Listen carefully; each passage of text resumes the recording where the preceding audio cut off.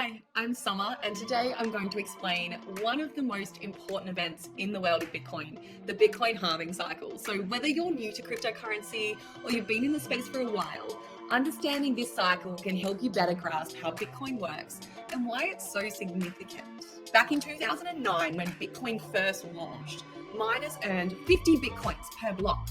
Then, in 2012, during the first halving, that reward was slashed to 25 Bitcoins.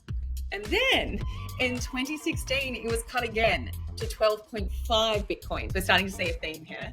In 2020, miners started earning just 6.25 Bitcoins per block.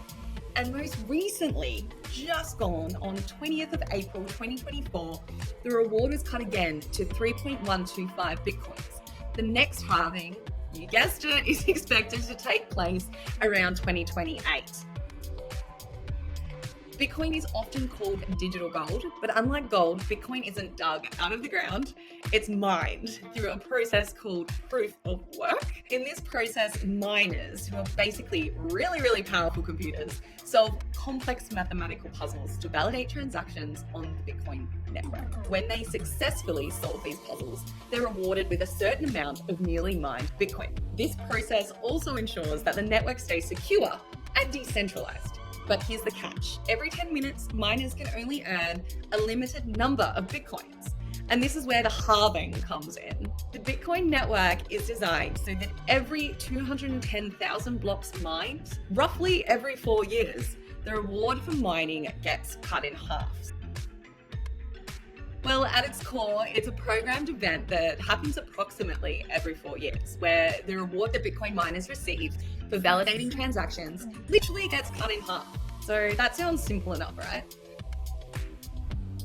Well, it boils down to scarcity. I love that word. There will only ever be 21 million Bitcoins that can be mined. And this halving mechanism ensures that new Bitcoins are introduced into the system at a controlled rate. And this scarcity is designed to make Bitcoin more valuable, similar to how gold increases in value when it becomes harder to mine. It's basically Bitcoin's way of protecting against inflation. Historically, after each halving, we've seen significant price increases. And this is largely because as the reward for miners decreases, the supply of new Bitcoin entering the market slows down. And at the same time, if demand for Bitcoin continues to grow or even stays the same, that limited supply can lead to a rise in price.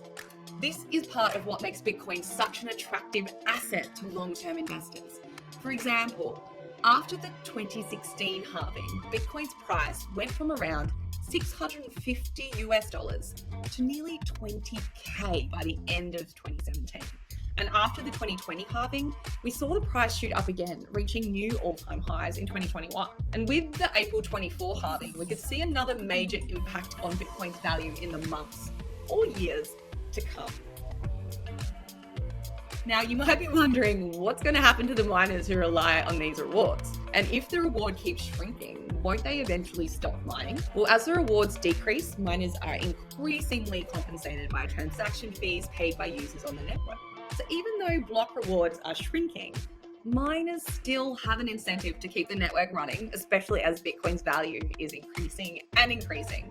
So just to summarize, the Bitcoin halving is a critical part of Bitcoin's design. It controls the supply, ensures scarcity, and has historically been a key driver of Bitcoin's price. With each halving, we get closer to the total supply of 21 million Bitcoins, making each one potentially more valuable. And if you're looking to understand the bigger picture of Bitcoin, the halving cycle is definitely something you want to keep an eye on. The most recent halving happened in April 2024 and the next one in 2028. So who knows what exciting changes we'll see by then. And thanks for watching. If you have any questions or want to learn more about Bitcoin and cryptocurrency, drop a comment below and we'll be happy to help. Make sure you subscribe to Think Smart Education and we'll see you next time.